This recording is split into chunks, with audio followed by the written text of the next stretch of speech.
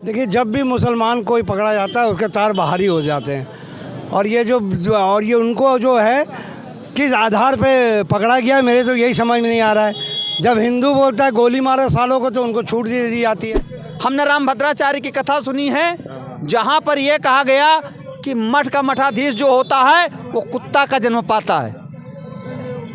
ऐसे हमारा धर्माचार्य हिंदू के भी बोलते हैं, तो इसका मतलब धर्म गाली तो नहीं हो गया। पहली बात तो गिरफ्तारी नहीं करना चाहिए था ऐसी बात पे।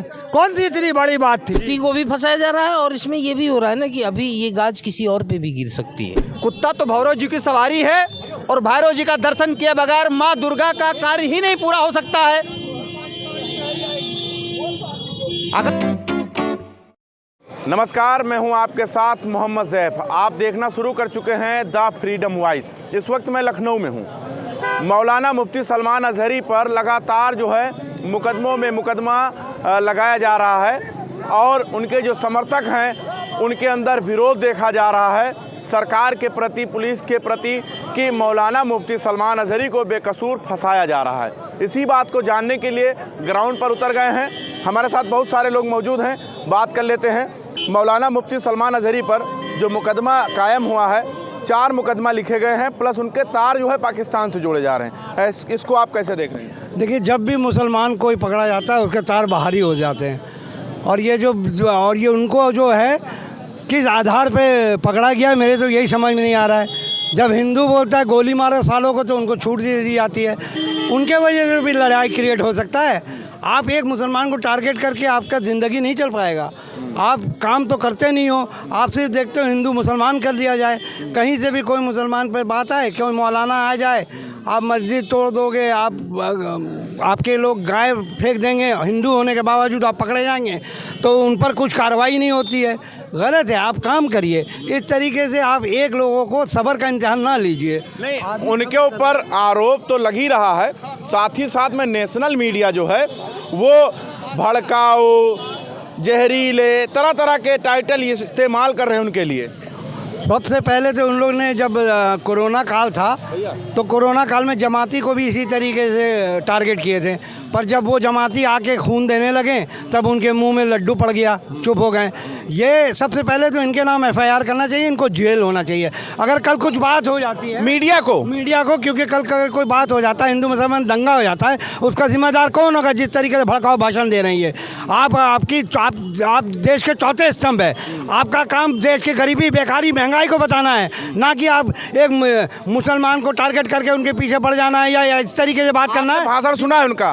भाषण सुना है? कुछ ऐसा लगा कि विवादित है? कोई विवादित भाषण नहीं था, ना होगा, ना ऐसा वो देते हैं। मुसलमान वैसे पहले से दबे हुए हैं, कुचले हुए हैं। वो कभी एक बात कहने में तो 1000 बार सोचते हैं। मौलाना मुफ्ती सलमान अजहरी के ऊपर मुकदमा लिखा गया और उसके बाद उनको जो है हिरासत में लिया गया है, लेकिन उनके जो समर्थक हैं वो बता रहे हैं बेकसूर फंसाया जा रहा है। इसको आप कैसे देख रहे हैं? देखिए, शासन प्रशासन को बहुत जांच परख कर जो है मुकदमा लिखना चाहिए। ऐसे नहीं कोई व्यक्ति के आवाज़ उठाने पे पाबंदी लगा दी जाए, यानी अभिव्यक्ति की आज़ादी पे पाबंदी लगा दी जाए, तो ये एक तरह के लोकतंत्र की हत्या है।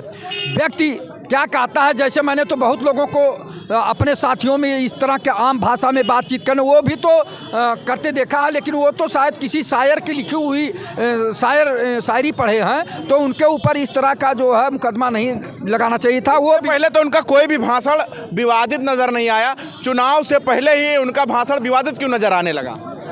अबे सरकार जो है हिंदू मुसलमान करा के चुनाव कराना चाहती है, जीतना चाहती है, ये उसकी भावना है, लेकिन ऐसा नहीं होना चाहिए। अगर राम राज्य की परिकल्पना स्थापित करना है तो सबको समान रूप से देखना चाहिए, सबको समान रूप से सम्मान करना चाहिए, लेकिन ऐसा ना करके जो है एक तरह से कुछ लोगों को प्रताड़ित किया जा रहा है, उन्हें परेशान किया जा रहा है। ये गलत है, चूँकि राम राज्य में सभी लोग समान रूप से देखे जाते थे और समान रूप से सबकी स्वतंत्रता थी, लेकिन राम राज्य की परिकल्पना करने वाले इस तरह का काम कर रहे हैं जो जनता को बहुत अच्छा नहीं लग रहा है। तो कुल मिला के अब चुनाव के चलते माहौल बन रहा है। मुफ्ती को फंसाया जा रहा है। मुफ्ती को भी फंसाया जा रहा है और इसमें ये भी हो रहा है ना कि अभी ये गाज किसी और पे भी गिर सकती है। अच्छा, अभी किसी और पर भी गिर सकती है। ये आपने यही तो नहीं सोच देगा, मीडिया कुछ और दिखा रही थी ना। अभी देखिए, अभी एक आध मौलाना और फंस सकते हैं इस चुनाव से पहले। अगर बोलना है किसी भारतीय जनता पार्टी या किसी धर्माचार्य को और पॉलिटिकली बोलना है तो असदुद्दीन ओवैसी और अकबरुद्दीन ओवैसी के खिलाफ बोल के देख लें। है किसी की औकात? पूरे भारत की बात मैं कर रहा हूं। जो भारतीय जनता पार्टी या शिंदे की सरकार या वहां शिवसेना की सरकार या वो क्यों नहीं बोल पाएंगे? मैं तो कह रहा हूं बोल करके देख लें, औकात है तो। दूसरे दिन वो लोग बिछ जाएंगे बिस्तर पर, हॉस्पिटलाइज हो जाएंगे लोग। ऐसा क्या कर हो जाएगा कि मतलब हॉस्पिटलाइज हो जाएंगे? तो करके देख लें एक बार। पॉलिटिकल लोगों के खिलाफ क्यों नहीं बोलते? ये धर्माचार्यों के खिलाफ क्यों बोलते हैं? अगर वो धार्मिक तकरीर अपने यहाँ कर रहे थे तो वहाँ बैठे लोगों को एतराज़ करने की आवश्यकता थी, पॉलिटिकल लोगों को आवश्यकता नहीं थी, क्योंकि पॉलिटिकल तकरीर नहीं हो रही थी। मुझको लगता है धार्मिक तकरीर वो कर रहे थे और उसमें उदाहरण दिए। जैसे हमारे यहाँ कथा भी होती है तमाम जगहों पर रामचरितमानस की कथाओं में राजेश्वरानंद जी की हमने कथा सुनी है, हमने रामभद्राचार्य की कथा सुनी है, जहाँ पर यह कहा गया कि मठ का मठाधीश जो होता है वो कुत्ता का जन्म पाता है। ऐसे हमारा धर्माचार्य हिंदू के भी बोलते हैं। तो इसका मतलब धर्म गाली तो नहीं हो गया?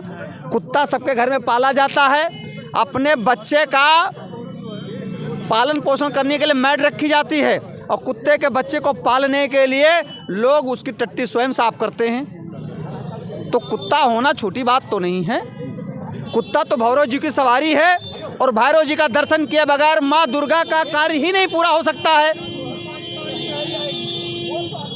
अगर मुफ्ती ने जो बात कही है गलत नहीं कही है, इसमें वो किस परिप्रेक्ष्य में उदाहरण दिया उन्होंने, अपने मानने वालों के बीच में तकरीर कर रहे थे, तो इसे पॉलिटिकल नहीं बनाया जाना चाहिए और निश्चित तौर पर कोर्ट भी उनको छोड़ेगी इस मसले पर। अगर वो पब्लिकली पॉलिटिकली कोई बात कर रहे थे, भड़काऊ भाषण कहीं दे रहे होते, अगर उन्होंने उदाहरण के तौर पर यूज़ किया है तो ये कोई गलत। तो उन्होंने नेता का सपोर्ट किया, ना किसी नेता का नाम लिया, इजराइल का नाम लेते हुए उन्होंने ये नारा लगाया था।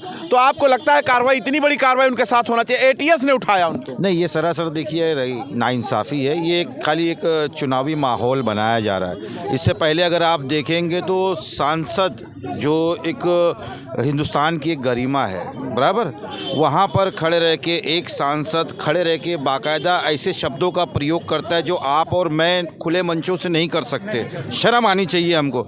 लेकिन उस सांसद के ऊपर कार्रवाई नहीं होती, क्योंकि वो भारतीय जनता पार्टी का। इसलिए तो जब देश के अंदर कॉन्स्टिट्यूशन एक है, संविधान एक है, तो कार्रवाई भी एक तरीके से होनी चाहिए, चाहे वो कोई भी XYZ। इन दिनों लगातार सोशल मीडिया पर मौलाना मुफ्ती सलमान अजहरी को लेकर लोग लिख रहे हैं कि उनकी रिहाई जो है जल्द होना चाहिए।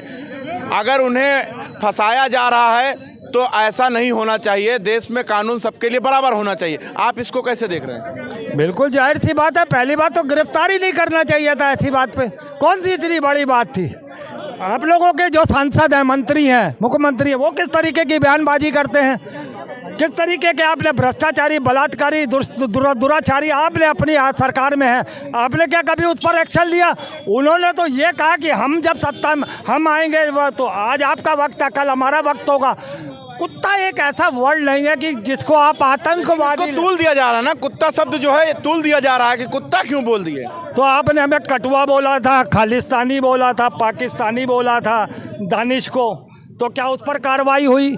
या टी राजा कौन है? और जो ये हैदराबाद के हैं टी राजा, बीजेपी के बड़े नेता हैं, वो है, अरे एक सैकड़ों हैं। इनकी तो टीम में ही पूरे भरे पड़े, एक से एक दुराचारी, एक से एक भ्रष्टाचारी, एक से एक बलात्कारी। इनकी पार्टी में कहीं एक भी एक्शन हुआ है? आपने राहुल गांधी पे मोदी के नाम से एक्शन ले लिया, अब की मुफ्ती साहब पे ले लिया, ऐसे न जाने जितने कांग्रेसी हैं।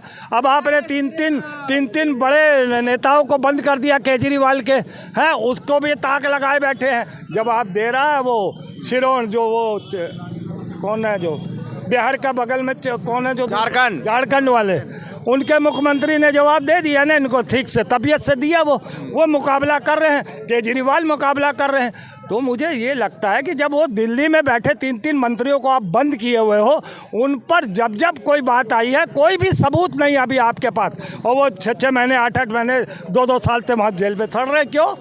तो आप अपने ऊपर एक चीज़ वो चीज़ लागू नहीं करोगे, मगर दूसरे लोगों आपको लगता है चुनावी एजेंडा के तहत मौलाना को फंसाया जा रहा है? नहीं, चुनावी माहौल बनाने के, चुनावी एजेंडा एक अलग चीज़ होगी। चुनावी माहौल हम इस तरीके से सीधे से समझिए, इसको माहौल बनाया जा रहा है कि हम किस तरीके से मुसलमानों पर दबाव बना सकते हैं, हम किस तरीके से ऐसा कर सकते हैं, हम हैं तो कर सकते हैं, कोई और सत्ता आई तो शायद ना कर पाए। मुसलमानों को जा रहा है हिंदुओं को कि हिंदू खतरे में, कितना शर्मनाक है यह प्रधानमंत्री का बयान। 80% हम हिंदू, 14% मुसलमानों से डर जाएंगे। कितना बेशरम निर्लज्ज प्रधानमंत्री है जो देश को, अपने हिंदुओं को कमजोर, रुसवा और बदनाम करता है मुसलमानों के सामने। ऐसे को क्या सत्ता में लाना चाहेंगे जो 80% हिंदुओं को बदनाम करता है?